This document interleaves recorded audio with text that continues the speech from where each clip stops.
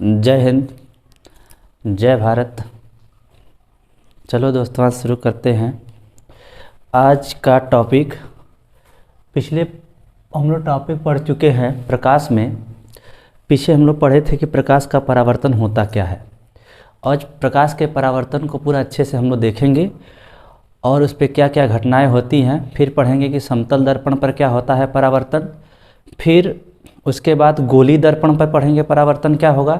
तो सबसे पहले एक बार थोड़ा सा रिवीजन कर देते हैं, उसमें देख लीजिए जो पिछले वीडियो में थोड़ा सा बताए थे। बस सबसे पहले जानेंगे हम लोग कि प्रकाश का परावर्तन होता क्या है। देखिए, सबसे पहले जानेंगे कि प्रकाश का परावर्तन होता क्या है। रिफ्लेक्शन ऑफ लाइट, ये क्या होता है। तो आपको एक नियम इसका हम पहले समझा चुके हैं, एक बार बता देते हैं कि जब कोई प्रकाश की किरण किसी चिकने या पालिशदार तल पे पड़ती है तो उसका अधिकांश भाग उसी माध्यम में वापस लौट जाता है। इस घटना को हम प्रकाश का परावर्तन कहते हैं, रिफ्लेक्शन ऑफ लाइट कहते हैं। ये चीज़ हम लोग पढ़े थे। तो जब ये पढ़ लिए तो आखिर इसका नियम क्या होता है ये जानेंगे कि प्रकाश के परावर्तन का नियम क्या होता है। देखिए, प्रकाश के परावर्तन के नियम होते हैं दो। कितने नियम होते हैं? दो नियम होते हैं। देखिए, परावर्तन के नियम में पहला नियम क्या होता है, एकदम चित्र से समझिए। चित्र से क्या है, देखिए बेसिक चीज़ कि आपतित किरण, परावर्तित किरण, इसको कहते हैं आपतन बिंदु। आपतित किरण, परावर्तित किरण तथा आपतन बिंदु पर अभिलंब तीनों एक ही तल में होते हैं। देखिए, ये घटना जो होती है एक ही तल में होती है, ऊपर की ओर। नीचे का तल अलग, ऊपर का तल अलग। तो नीचे वाले तल का तो कलई या पेंट या पॉलिश कर दिया जाता है। तो ये घटना, परावर्तन की घटना केवल एक ही तल में होती है। तो आपतित किरण, परावर्तित किरण तथा आपतन बिंदु पर अभिलंब तीनों एक ही तल में होता है। इंसिडेंस रेट होता है यहाँ पर, ये रिफ्लेक्शन रे होती है, और ये नॉर्मल आपका, ये तीनों का तीनों एक ही तल में होता है। तो ये आपका देखिए पहला नियम है। दूसरा नियम क्या होता है? दूसरा नियम होता है कि आपतन कोण, एंगल ऑफ इंसिडेंस जो होता है, और एंगल ऑफ रिफ्लेक्शन दोनों आपस में सदैव बराबर होते हैं। कहने का मतलब कि आपतन कोण परावर्तन कोण के सदैव बराबर होता है। यानी ये देखिए angle I equals to angle R. तो ये इसका हो गया परावर्तन का नियम। परावर्तन के नियम के बाद एक यहाँ पे नोट्स है, देखिए बहुत इंपॉर्टेंट नोट्स ये है कि आई और आर कब जीरो होते हैं। तो यहाँ चित्र में देखिए समतल दर्पण बना हुआ है और यहाँ पर एक हम बनाए हुए हैं गोली दर्पण का एक भाग है। अब ये दर्पण कौन सा है, इसको हम जानते हैं कि अवतल है, इसके बारे में आगे चर्चा करेंगे।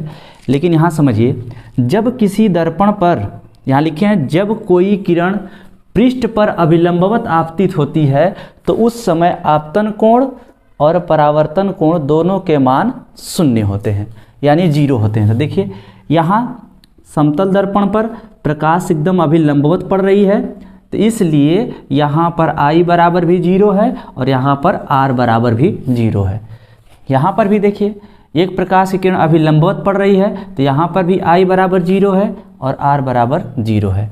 ये दोनों की दोनों घटनाएं में देखिए आई और आर का मान क्या है, जीरो है। जब इतना हम लोग जान जाएंगे तो अब देखिए यहीं पर आई है और यहीं पे क्या है, आर है। तो आई और आर हमेशा क्या होते हैं, बराबर होते हैं दूसरे नियम से।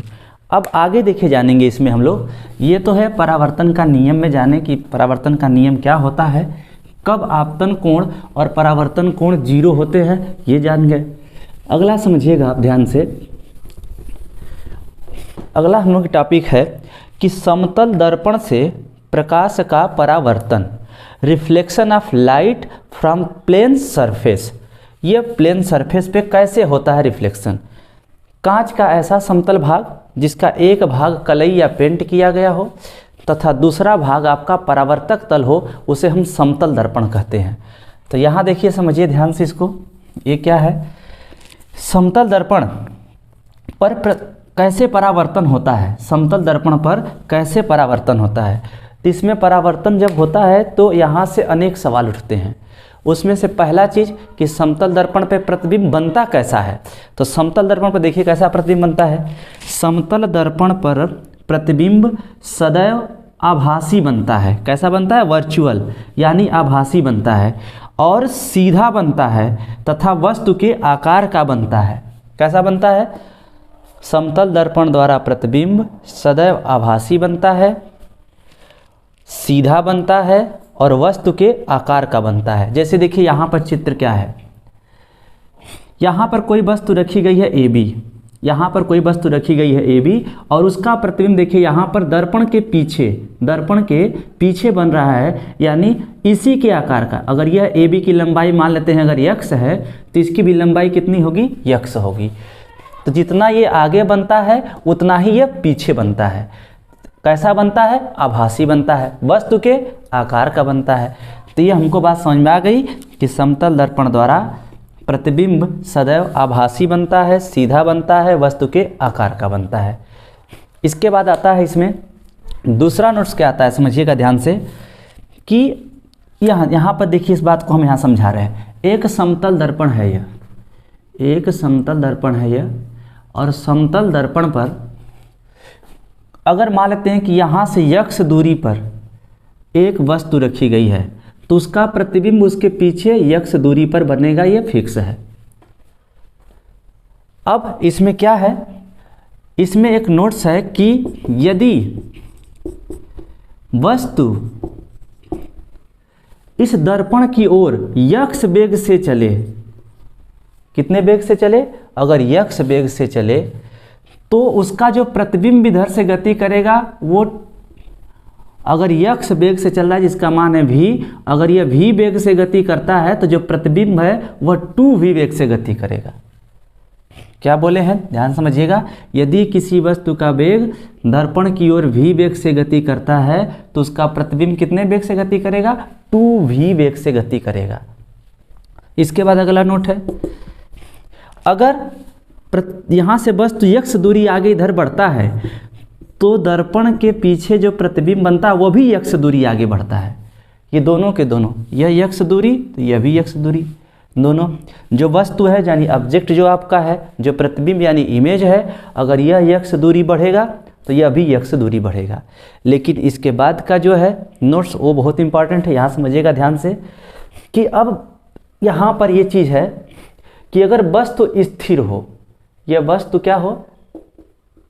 स्थिर हो, और दर्पण देखिए यहाँ से ध्यान से कि दर्पण अगर आगे बढ़ता है x दूरी तो उसका प्रतिबिंब कितना बढ़ेगा आगे? प्रतिबिंब बढ़ेगा 2x दूरी आगे। इन दोनों में अंतर है। यह जब दर्पण स्थिर रहेगा, अगर वस्तु x दूरी आगे आती है तो प्रतिबिंब भी उसका x दूरी इधर आगे आएगा।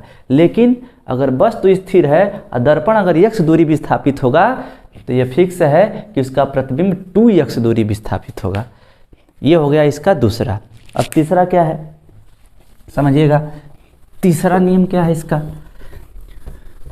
किसी भी दर्पण में, तीसरा नियम है, किसी भी दर्पण में किसी मनुष्य का पूरा प्रतिबिंब प्राप्त करने के लिए, किसी भी दर्पण में मान लेते हैं, यहाँ पर चित्र से समझेंगे, देखिए ध्यान से आप लोग कि अगर यह वस्तु है और वस्तु की लंबाई अगर L है, वस्तु की लंबाई L है और इसको अगर किसी दर्पण में इसका पूरा प्रतिबिंब देखना है, ध्यान समझिएगा, पूरा प्रतिबिंब अगर इसको किसी दर्पण में अगर देखना है तो इस दर्पण की लंबाई L/2 होनी चाहिए।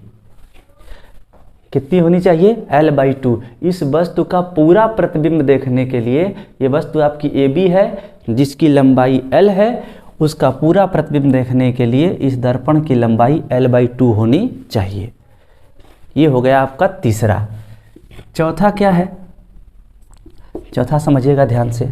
जैसे जब दो समतल दर्पण, जब दो प्लेन मिरर यानी समतल दर्पण थीटा कोण पर झुके हों, थीटा कोण पर झुके हों, तब पूछता है यहाँ पर कि प्रतिबिंबों की संख्या क्या होगी? प्रतिबिंबों की संख्या क्या होगी, पूछ लेगा क्वेश्चन आपसे कि प्रतिबिंबों की संख्या क्या होगी। जैसे मान लेते हैं कि एक दर्पण यह है और एक दर्पण यह है, हमारा रंगीन दर्पण है, थोड़ा ध्यान दीजिएगा आप लोग। ये दर्पण है एक और एक दर्पण यह है, और दोनों के बीच का एंगल कितना है, थीटा। तो प्रतिबिंबों की संख्या पूछेगा, तो प्रतिबिंबों की संख्या का सूत्र हो जाएगा, यहाँ समझिएगा आप लोग, प्रतिबिंबों की संख्या का सूत्र हो जाएगा 360/θ। 360/θ। थीटा क्या है, दोनों दर्पण, ये मानते हैं कि M1 है और ये M2 है, M मिरर M1 है और ये मिरर M2 है, और दोनों के बीच का कोण अगर थीटा दिया हुआ है। अब पूछता है कि इसके बीच में अगर कोई वस्तु रखी गई है, कोई ऑब्जेक्ट है, मान लेते हैं कि यक्ष वस्तु कोई रखी गई है, तो इसका प्रतिबिंब पूछेगा कि इसमें कितने प्रतिबिंब बनेंगे। तो प्रतिबिंबों की संख्या का सूत्र होता है 360/θ। लेकिन इसमें कंडीशन क्या है, समझिएगा ध्यान से। प्रतिबिंबों की संख्या को यहाँ हम मान लेते हैं n बराबर। केस नंबर फर्स्ट कि यदि n जो हल करने पर इसको n का मान आ जाए सम संख्या कोई भी आ जाए n बराबर, तब प्रतिबिंबों की संख्या क्या होगी, तब प्रतिबिंबों की संख्या हो जाएगी आपकी n-1। जितना हल करने पर आएगा n का मान, उसमें से आप एक माइनस कर देंगे। जैसे में मान लेते हैं कि यह एक समतल दर्पण है और यह एक समतल दर्पण है, दोनों के बीच का एंगल यहाँ पे है 90 डिग्री। अब पूछ दिया कि इसके बीच में कोई यहाँ वस्तु रखी गई है, बताइए कि उस वस्तु के प्रतिबिंबों की संख्या क्या होगी। तो आप क्या बताओगे, यहाँ लिखोगे फार्मूला n = 360/θ। थीटा की वैल्यू यहाँ पर देखिए कितनी है, थीटा की वैल्यू यहाँ पर है आपकी 90 डिग्री, तो यहाँ हो जाएगा 360/90 डिग्री। 90 यहाँ कैंसिल होकर क्या आ जाएगा आपका 4। अब देखिए यहाँ पर n की वैल्यू अगर सम संख्या के रूप में रहेगा तो 1 घटाएंगे, यहाँ n की वैल्यू देखिए कितनी है, 4 आ गई, और 4 जब आ गई तो इसकी पूरी संख्या कैसी दिखाई दे रही है, सम। इसलिए यहाँ पर प्रतिबिंबों की संख्या हो जाएगी, प्रतिबिंबों की संख्या हो जाएगी 4 में से 1 माइनस कर देंगे 3 हो जाएगी, ये ध्यान रखना है। और कंडीशन नंबर 2 जो है आपका, केस नंबर सेकेंड, यदि n विषम है तो प्रतिबिंबों की संख्या वही रहेगी जो n का मान होगा। सम होगा 1 माइनस करेंगे, विषम होगा वही छोड़ देंगे। तीसरा कंडीशन क्या है, कंडीशन नंबर 3, यदि 360/θ को हल करने पर कोई फ्रैक्शन नंबर आ जाता है, भिन्न संख्या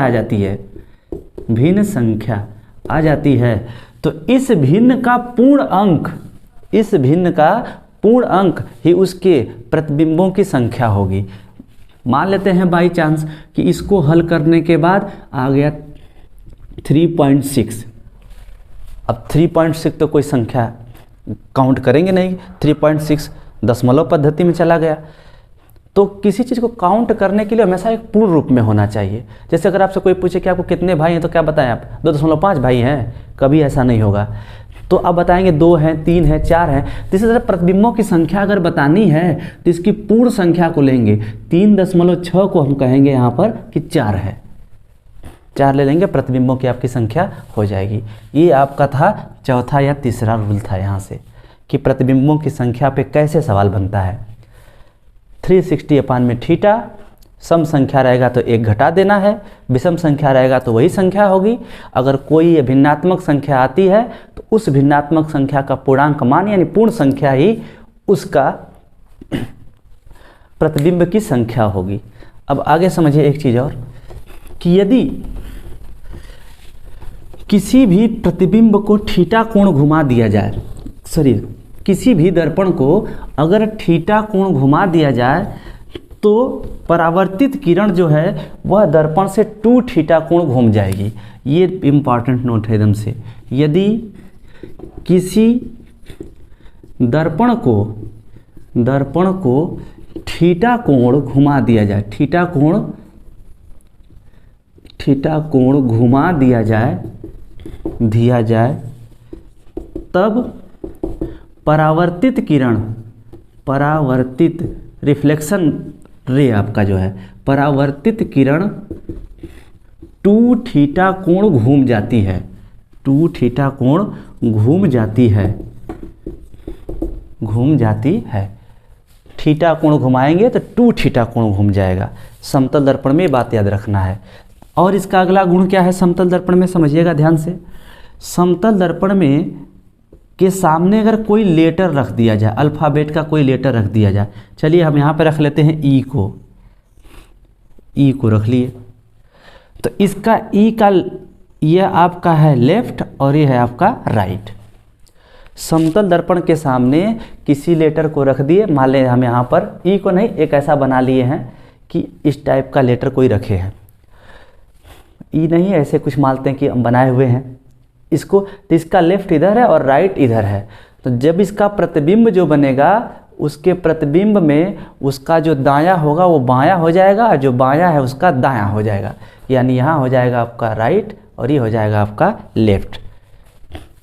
ये बात को ध्यान रखिएगा ये चीज़। इसके बाद एक अगला आता है कि समतल दर्पण की फोकस दूरी क्या होती है।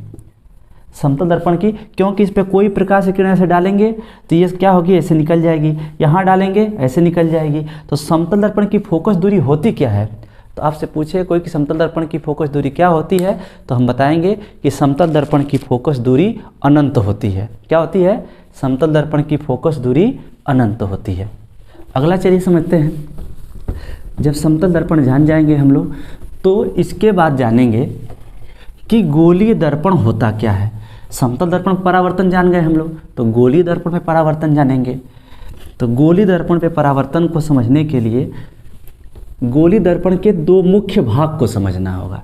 जैसे समझिए, गोलीय दर्पण, स्फेरिकल मिरर, गोलीय दर्पण। गोलीय दर्पण के 2 भाग होते हैं, एक होता है आपका अवतल और एक होता है आपका उत्तल। एक अवतल होता है और एक उत्तल होता है। अब ध्यान समझिए, किसी खोखले कांच का, जब खोखले कांच को, किसी गोली खोखले कांच को अगर एक तरफ कलई या पेंट कर दिया जाएगा या पॉलिश कर दिया जाएगा और दूसरी सतह जो है अगर वो परावर्तक पृष्ठ हो जाएगी तो उसे हम कहेंगे गोलीय दर्पण। और उसी गोलीय दर्पण का 2 भाग होता है आपका अवतल और उत्तल। अवतल क्या है, अब इस हाथ को समझिए ध्यान से। हाथ कोई जो व्हाइट वाला है, इसको मान लीजिए कि इसमें हम चेहरा देखने वाले हैं और इधर कलई या पेंट किया गया है, वो तो लगभग दोनों हमारा सेम ही लग रहा है। चलिए देख लीजिए, इधर मान लेते हैं कि इधर वाइट है हल्का और इधर ब्लैक है आपका, तो इधर कलई या पेंट किया गया है। तो अवतल दर्पण क्या होता है, इसका पहला अक्षर लिखिए, लीजिए औ, और इसको लिखिए ऊ। तो आओ ऐसे बोलेंगे, आओ आओ आओ ऐसे बोलते हैं। तो अवतल मतलब जिसके दबे हुए भाग से, अगर ऐसे हम कर दें तो जिसके दबे हुए भाग से परावर्तन होता है या परावर्तक पृष्ठ होता है, या कह सकते हैं जिसमें हम चेहरा देख रहे हैं दबे हुए भाग में, और उठा हुआ भाग कलई या पेंट होता है, तो ऐसे दर्पण को क्या कहते हैं हम लोग, अवतल दर्पण। और उत्तल, अब ऐसे कहेंगे ऊ। तो देखिए ये वाला भाग आपका दब जा रहा है ऐसे ऊ कहने में, तो अब इसका क्या हुआ कि उठे हुए भाग से परावर्तन होता है, उठे हुए भाग से परावर्तन होता है या परावर्तक तल होता है, और दबा हुआ भाग कलैया पेंट किया जाता है। और ये पेंट कैसे किया जाता है, रेड ऑक्साइड, लाल ऑक्साइड से किया जाता है, इस बात को याद रखिएगा। तो इसका चित्र कैसे बनेगा अभी बताए हैं, आओ अवतल मतलब अवतल, आओ आओ ऐसे, तो इसको ऐसे मोड़ लीजिए और इसमें आपका परावर्तन होगा, तो ये बाहरी वाला भाग पेंट किया जाएगा। और इसमें ऊ, तो ऐसा दब रहा है, इधर वाला पेंट किया जाएगा, देखिए तो ऐसे कर देंगे इसको, तो ये हो जाएगा दोनों का भाग। तो ये हुआ आपका गोलीय दर्पण के 2 भाग हो गए। और कौन कौन भाग हुए, आपका पहला हुआ अवतल, दूसरा हुआ उत्तल। अब एक चित्र बनाते हैं और दर्पण से संबंधित पहले कुछ परिभाषाएं जानते हैं, उसके बाद इस पे परावर्तन पे कैसे कैसे कौन सा प्रतिबिंब बनता है, सूत्र कैसे लगते हैं, सवाल कैसे लगते हैं, ये सब हम लोग जानेंगे। ध्यान समझिएगा, एक चित्र बना दे रहे हैं बस। चलिए हम बनाते हैं अवतल दर्पण, ध्यान समझिए। इसको बना देते हैं, ये है। अलग अलग डिफिनेशन पढ़ने से अच्छा है कि एक ही चित्र से पूरा पढ़ लें हम लोग। तो किसी भी अवतल दर्पण हो या उत्तल दर्पण हो, दर्पण का जो मध्य बिंदु होता है, ध्यान समझिएगा, जो मध्य बिंदु होता है, यहाँ आ जाते हैं, चल थोड़ा सा नीचे आ जाते हैं, मध्य बिंदु होता है वह दर्पण का ध्रुव कहलाता है। इसको क्या कहते हैं? दर्पण का ध्रुव कहते हैं। इसको दर्शाते हैं P से, P यानी पोल। जो भी दूरी होती है इसी से ली जाती है। दर्पण के ध्रुव से होकर जाने वाली रेखा को, दर्पण के ध्रुव से होकर जाने वाली रेखा को मुख्य अक्ष यानी मेन एक्सिस कहते हैं, मुख्य अक्ष कहते हैं। ये बात समझिएगा। मध्य बिंदु को क्या कहते हैं? ध्रुव। और ध्रुव से होकर जाने वाली रेखा को क्या कहते हैं हम लोग? मुख्य अक्ष। अब एक बात और समझिए, ये देखिए पूरा यहाँ से यहाँ तक, यहाँ से पूरा यहाँ तक जितना दूर में, जैसे एक घर है, अब घर चारों तरफ से बंद है, तो घर में से हम जहाँ से निकलेंगे तो उसे द्वार बोलते हैं। तो इसी तरह दर्पण के जितने भाग से, दर्पण के जितने भाग से परावर्तन होता है, देखिए परावर्तन यहाँ से भी होगा, परावर्तन यहाँ से भी होगा, परावर्तन सब जगह से होगा।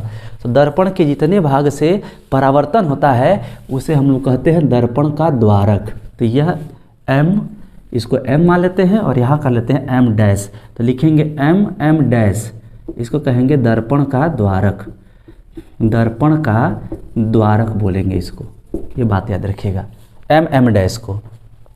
अब दूसरी परिभाषा समझते हैं। देखिए 3 परिभाषा हो गई, दर्पण के ध्रुव, मुख्य अक्ष, दर्पण का द्वारक। दूसरा क्या है यहाँ पर कि जब कोई प्रकाश की किरण, देखिए यहाँ प्रकाश की किरण पड़ी, परावर्तन पढ़ ही रहे हम लोग, तो जब कोई प्रकाश की किरण परावर्तन के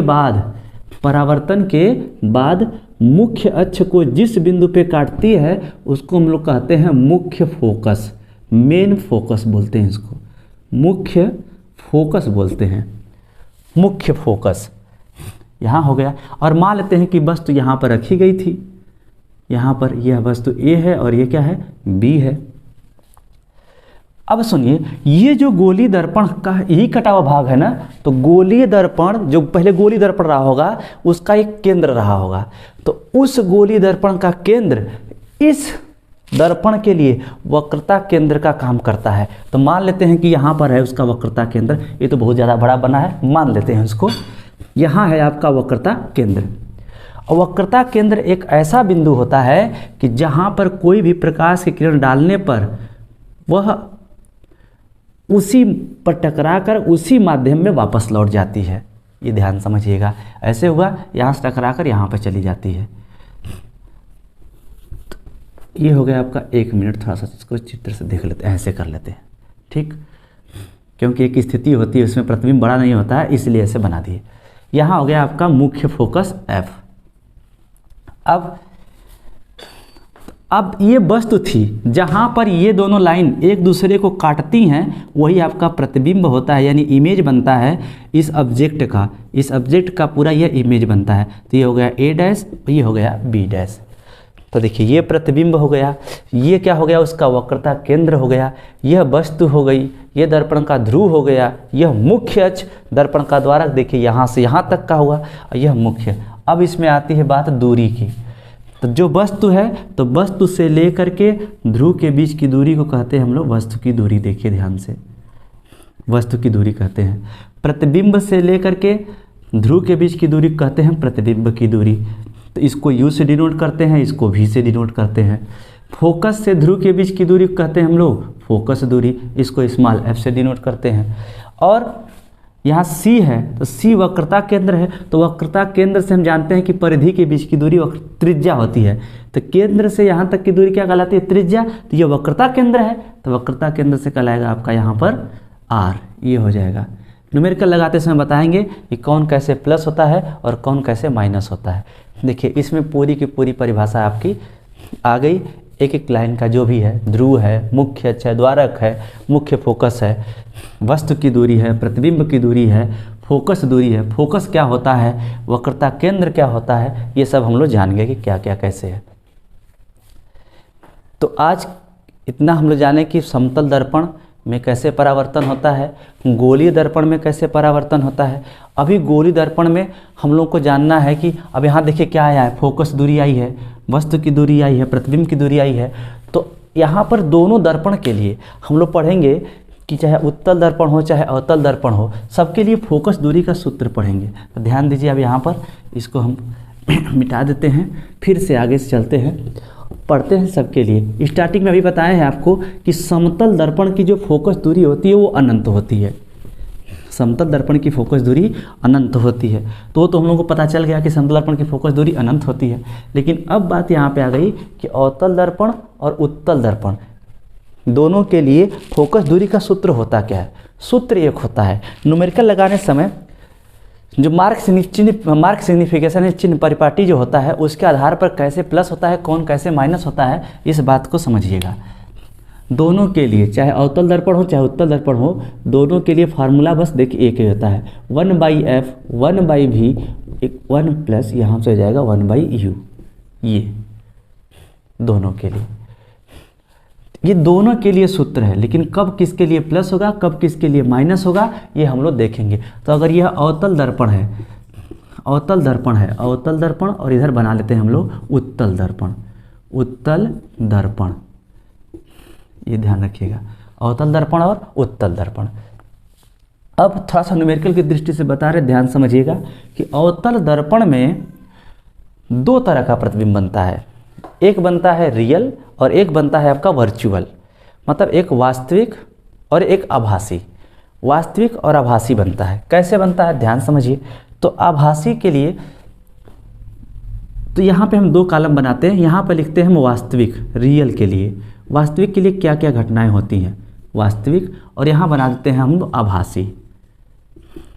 उत्तल दर्पण में जो प्रतिबिंब होता है इसमें हमेशा वर्चुअल यानी आभासी ही बनता है, दर्पण के पीछे बनता है। अभी प्रतिबिंब बनना की स्थिति बताएंगे तो आपको समझ में आएगा, लेकिन इस फार्मूला को कैसे हम लोग न्यूमेरिकल में डिफाइन करेंगे अच्छे से, कैसे कोई न्यूमेरिकल गलत नहीं होगा, ये बात है। बहुत लोग न्यूमेरिकल करते हैं प्लस माइनस में गलती हो जाता है, तो इस बात को ध्यान रखिएगा। यहाँ देखिए, तो हम यहाँ पर लिख लेते हैं, पहला है कि वस्तु की दूरी, वस्तु की दूरी, एक मिनट, यहाँ लिखते हैं हम लोग इसको कि वस्तु की दूरी, वस्तु की दूरी। फिर लिखते हैं यहाँ पर प्रतिबिंब की दूरी, प्रतिबिंब की दूरी, और यहाँ पर आ गए हम लोग फोकस दूरी। अब वास्तविक में ये तीनों की तीनों वैल्यू, तीनों की तीनों वैल्यू माइनस में होती हैं, तीनों की तीनों वैल्यू माइनस में होती हैं। केवल यहाँ पे याद करना है कि तीनों की तीनों माइनस में होती हैं। कैसे माइनस होती हैं अभी डिफाइन करते हैं, देखिएगा। और यहाँ पर v भी माइनस में होता है और f भी माइनस में होता है, इस बात को समझना है हम लोग को। लेकिन आभासी प्रतिबिंब जब बनता है तो यह u तो माइनस में रहेगा, बस एक इसमें वैल्यू आपकी प्लस होगी, बाकी सब के सब क्या होंगे माइनस। देख लीजिए ध्यान से, न्यूमेरिकल लगाते समय जिसका मान दिया रहेगा उसी का चिन्ह हम लोग को प्लस और माइनस रखना है। जिसका वैल्यू हमको ज्ञात करना होता है उसका चिन्ह नहीं रखते हैं, इस बात को याद रखिएगा इस सूत्र में। अब फोकस दूरी दे दिया है और कह दिया कि वस्तु दूरी इतनी है, तो प्रतिबिंब की दूरी क्या होगी, जबकि प्रतिबिंब कैसा बनता है, कह दिया वास्तविक, तो जहाँ पर f की वैल्यू रहेगी वो भी माइनस में रखेंगे। वस्तु की दूरी हमको निकालना है, अगर प्रतिबिंब की दूरी दिया तो इसको भी माइनस में रखेंगे, और जिसका मान निकालना रहेगा उसका न तो प्लस रखेंगे और न तो उसका माइनस रखेंगे, इस बात को याद रखिएगा। उत्तल दर्पण में केवल u माइनस होता है और बाकी दोनों के दोनों प्लस होते हैं, बाकी दोनों के दोनों प्लस होते हैं। तो यहाँ से एक हम लोग का नोट तैयार हो गया, जरा ध्यान समझिएगा कि यहाँ पर देखिए उत्तल दर्पण की फोकस दूरी है और यहाँ पर देखिए अवतल दर्पण की फोकस दूरी है। तो उत्तल दर्पण की जो फोकस दूरी होती है वो सदैव धनात्मक होती है, लेकिन अवतल दर्पण की फोकस दूरी देखिए सदैव क्या होती है, ऋणात्मक होती है। चाहे वो आभासी हो चाहे वो क्या हो, वास्तविक हो, चाहे वो आभासी हो चाहे कैसा हो, वास्तविक हो। कैसे इसमें वास्तविक आभासी कैसे प्रतिबिंब है, हम अभी स्थितियाँ नहीं बता रहे हैं, लेकिन कैसे कौन प्लस है कौन कैसे माइनस, थोड़ा उसको समझ लीजिए। देखिए जैसे मानते हैं कि यह अवतल दर्पण है, एक स्थिति इसमें हम ले ही लेते हैं, एक स्थिति इसमें ले लेते हैं कि जो वस्तु है वह अनंत और वक्रता केंद्र के बीच में रखा गया है। चलिए यहाँ पे रखा गया है, तो यहाँ से कोई प्रकाश की किरण जा रही है और टकरा करके आ रही है, तो यहाँ हो गया आपका F, और C पे कोई प्रकाश की किरण डालेंगे तो उसी माध्यम में वापस लौट जाएगी। यहाँ हो गया आपका A और ये हो गया आपका B। यहाँ हो गया आपका देखिए A डैश और ये B डैश, और यहाँ आपका ध्रुव है।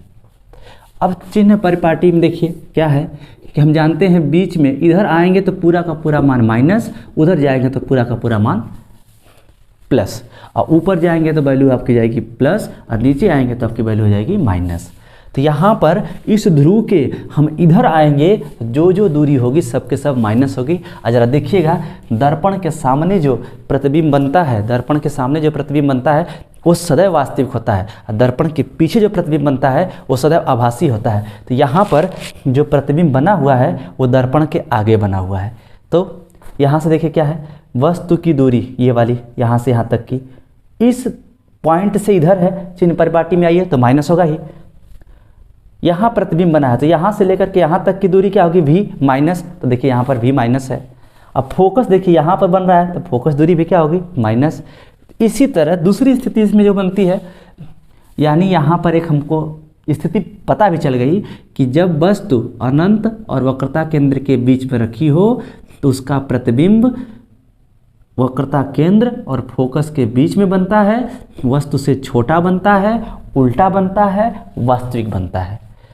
देख लीजिए, जब प्रतिबिंब C और अनंत के बीच में रखा हो तो उसका प्रतिबिंब C और F के बीच में बनता है, C और F के बीच में बनता है। कैसा बनता है, उल्टा, उल्टा बनता है, वास्तविक बनता है, लेकिन वस्तु से छोटा बनता है। अब एक स्थिति इसमें केवल होती है जब केवल आभासी बनता है, उस चीज़ को देख लीजिए आप यहाँ ध्यान से, और उसी को हम बता दे रहे हैं कैसे होगा। यहाँ आपका हो गया F, जब वस्तु F फोकस और ध्रुव के बीच में होती है, जब वस्तु फोकस और ध्रुव के बीच में होती है तब देखिए यहाँ कोई प्रकाश किरण जाएगी, इसे काटेगी इसको। यहाँ पे है मानते हैं वक्रता केंद्र C है, सो C पे कोई प्रकाश किरण डालेंगे तो टकरा कर जाएगी और टकरा कर आएगी। अब क्या लग रहा है कि यह प्रकाश की किरण कहीं पीछे से आ रही है, जरा ध्यान दीजिएगा। इसको हम ऐसे बढ़ा देते हैं, ये दर्पण है आपका, तो इसको हम ऐसे पीछे बढ़ा देते हैं, ये इस तरह का देखिए जाकर पीछे कहीं काट रही हैं, और इसका देखिए प्रतिबिंब ये बन रहा है, और ये बन रहा है दर्पण के पीछे। और दर्पण के पीछे बनेगा तो उसका प्रतिबिंब कैसा होगा, देखिए आभासी। अब दूरी की बात करते हैं, देखिए दूरी, फोकस दूरी माइनस में, क्योंकि इधर है, देखिए फोकस दूरी माइनस में दोनों कंडीशन में। प्रतिबिंब की दूरी इधर है देखिए प्लस में, अब वस्तु देखिए यहाँ पे रखा तो ये भी माइनस में, यानी केवल एक कंडीशन में ये प्लस में बनता है। ऐसे ही हम लोग उत्तल दर्पण में भी जान जाएंगे कि क्या होता है फोकस दूरी, कैसे होता है। तो ये था आपका अवतल दर्पण और उत्तल दर्पण, अर्थात गोली दर्पण पर प्रकाश का परावर्तन और उसके परावर्तन का सूत्र था। तो आज पूरा घटना में देखिए हम लोग पढ़े कि परावर्तन होता क्या है, परावर्तन के नियम क्या होते हैं, और उसके बाद कब I0 होते हैं, कब R0 होते हैं। फिर जाने कि समतल दर्पण पर प्रकाश का परावर्तन कैसे होता है, फिर गोली दर्पण में प्रकाश का परावर्तन कैसे होता है, फिर उसका सूत्र क्या था, कैसे था, ये सब जान गए। और उसमें समतल दर्पण पे सारी स्थितियाँ जाने थे कि कैसी कैसी स्थिति होती है।